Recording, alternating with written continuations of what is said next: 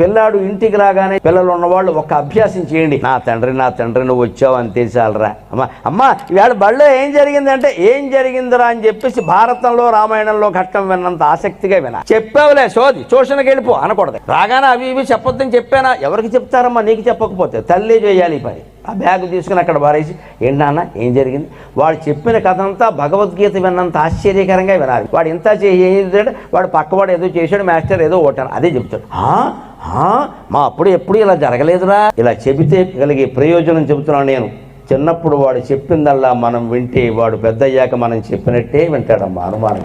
మా అమ్మ నేను ఏం చెబితే అది వింది, పెద్ద అయ్యాక అర్థమవుతుంది నేను చెప్పింది కదా సోది తప్పితే ఏం లేదని.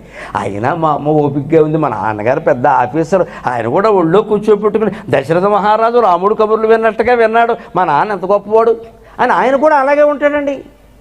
ఎందుకంత అద్భుతమైన వ్యవస్థను మనం కోల్పోతున్నాం? దీనికి రూపాయి ఖర్చు లేదే.